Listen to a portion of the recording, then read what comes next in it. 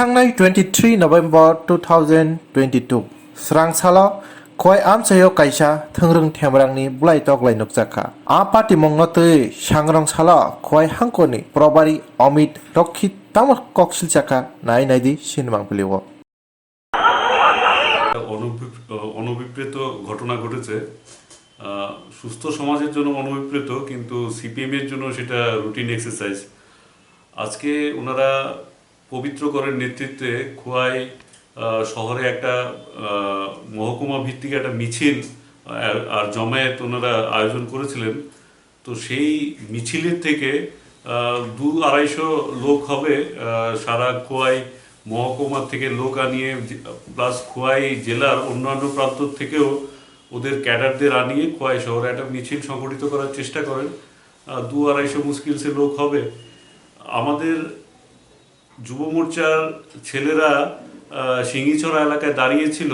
সেই মিছিল থেকে আপনারা জানেন পবিত্র কর ওনার প্ররোচনায়, সরাসরি ওনার প্ররোচনায়, ওনার উপস্থিতিতে আমাদের যুব মোর্চার ছেলেদের ওপর এই মিছিল থেকে চড়াও করা হয়। ওদের লাঠি, দা, রড দিয়ে আক্রমণ করা হয়।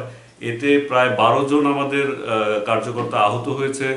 এর মধ্যে একজন ক্রিটিক্যাল অবস্থায় জিবিতে ভর্তি, 2 জনকে জিবি থেকে ট্রিটমেন্টের পর ছাড়া হয়েছে। বাকিদের খোয়াই হসপিটাল থেকে প্রাথমিক চিকিৎসার পরে ছাড়া হয়। তো আপনারা জানেন যে খোয়াইতে, শুধু খোয়াই কেন বলবো, খোয়াই, কাকরাবন, যেই সব সিটগুলো সিপিএম এর দখলে 2018-তে এসেছিল, কিন্তু এই 4.5 বছরে ওদের হাতের থেকে সেই সিটগুলো, বিধানসভা সিটগুলো আস্তে আস্তে বেরিয়ে যাচ্ছে। তো আমার মনে হয় সিপিএম আমাদের এই সব সিটগুলোতে, এই সিপিএম এর যিনি এইসব বিষয়ে মাফিয়া হিসেবে যিনি পরিচিত, পবিত্র কর মহোদয়, আপনারা খয়ারপুরে যদি দেখেন ওনার রাজনৈতিক ইতিহাস, অনেক খুন সন্ত্রাসের ইতিহাস পেয়ে যাবেন। ওনাকে হয়তো বিশেষ করে দায়িত্ব দেওয়া হয়েছে এই সিটগুলোতে, যেখানে এমএলএদের দেখা যায় না, স্থানীয় নেতৃত্ব বলতে নেই বলা চলে এক কথায়। তো সেই বিধানসভা সিটগুলোতে যেন নিজেদের দলীয় ক্যাডারদের আত্মবিশ্বাস আবার ফিরিয়ে আনা যায়, যা অদৃশ্য হয়ে যাওয়া নেতৃত্বদের পরিবর্তে যেন নতুন নেতৃত্ব উঠিয়ে আনা যায়, তার জন্য হয়তো বিশেষ অভিযানে ওনারা নেমেছেন। কিন্তু আমরা এও বলতে চাই, এইবার একবার দুবার আমরা দেখব, এরপরে যদি এইসব ঘটনা যদি আবার রিপিট হয় তাহলে আমরাও প্রতিরোধ করতে জানি। ওনারাও মানুষ, আমরাও মানুষ। ওনারা যা করতে পারেন আমরাও তা করতে পারি। কিন্তু বিগত 25 বছরের ইতিহাস আমরা দেখেছি, মানুষ রাজনৈতিক সন্ত্রাস পছন্দ করেন না।